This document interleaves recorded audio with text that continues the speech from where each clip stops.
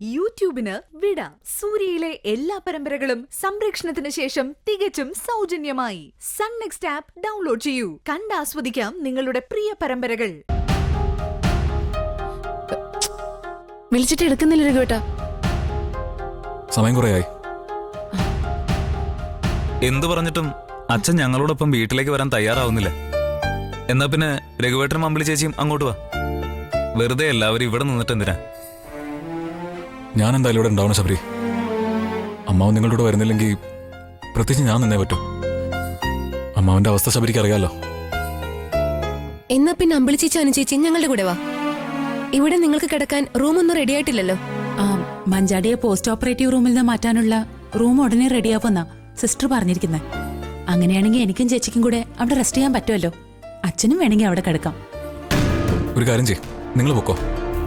ഇന്നലെ മുഴുവൻ നീയായിരുന്നല്ലോ ഇവിടെ കിടന്ന് കഷ്ടപ്പെട്ടെ. പോയി റെസ്റ്റ് എടുക്ക. അതെ അമ്പിളി ചേച്ചി, രാവിലെ കഴിക്കാനുള്ള ആഹാരം ഞാൻ ഉണ്ടാക്കി കൊണ്ടുവരാം. അത്യാവശ്യം ചേച്ചിമാർക്കുള്ള ഡ്രസ്സ് ഞാൻ എടുത്തോണ്ട് വരാം. പിന്നെ വേറെന്തെങ്കിലും എടുക്കണോ ചേച്ചി? അതിലും നല്ലത് രാവിലെ ഇവർ അവിടെ വന്ന് കുളിച്ച് ഡ്രസ്സ് മാറി ആഹാരം കഴിച്ചിട്ട് വരുന്നതായിരിക്കില്ലേ? അതിനിവർ തയ്യാറാവണ്ടേ? മഞ്ചാടിയെ വാർഡിലേക്ക് മാറ്റി അവളുമായി സംസാരിച്ചാലല്ലാതെ ഹോസ്പിറ്റലിൽ നിന്ന് ഇറങ്ങില്ലെന്ന തീരുമാനത്തിലാണ് അച്ഛൻ. ഇവരും അതേ തീരുമാനത്തിൽ തന്നെയാവും. നിങ്ങള് കഴിക്കാൻ എന്തെങ്കിലും ഉണ്ടായിക്കൊണ്ട് വന്നാൽ മതി ശബരി. ഞാൻ നാളെ പുലർച്ചെ പഞ്ചരത്നത്തിലേക്ക് പോകും.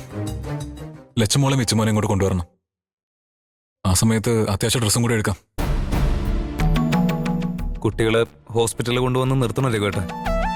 അവരെയും കൊണ്ട് നിങ്ങൾ നേരെ വീട്ടിലേക്ക് വാ. അവരവിടെ നിൽക്കട്ടെ, അതല്ല നല്ലത്. അത് നമുക്ക് അപ്പം നോക്കാം ശബരി. അവര് സരോജിനി ആന്റിയുടെ അടുത്ത് അച്ചടക്കത്തോടെ നിൽക്കുകയായിരുന്നല്ലോ. ഇന്ദ്രേട്ടനും അമ്മയും വന്ന് വിച്ചുമോന്റെ കാര്യത്തിൽ ഓരോന്ന് പറഞ്ഞതുകൊണ്ടാ. ആ തള്ളയോട് 4 വർത്താനം പറയണമെന്നുണ്ടായിരുന്നു. ഇവിടെ വെച്ചായിപ്പോയി. എന്നാ പിന്നെ നിങ്ങൾ ലേറ്റ് ആക്കണ്ട ശബരി. സമയം കുറയായി. നാളത്തെ കാര്യം നമുക്ക് നോക്കിയിട്ട് ചെയ്യാം. ശരി രഘുവേട്ട, പോയിട്ടോ. ശരി. ബ്രേക്ക്ഫാസ്റ്റ് എന്തായാലും ഞാൻ കൊണ്ടുവരേ. ശരി ചേച്ചി. ശരി.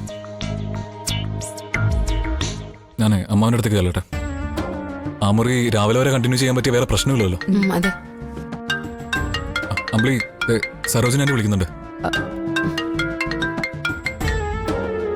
ഹലോ, ആ രഘുവേട്ടൻ അങ്ങോട്ട് വിളിച്ചിരുന്നു.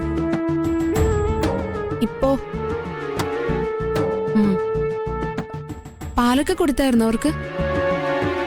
ആ ശരി ശരി.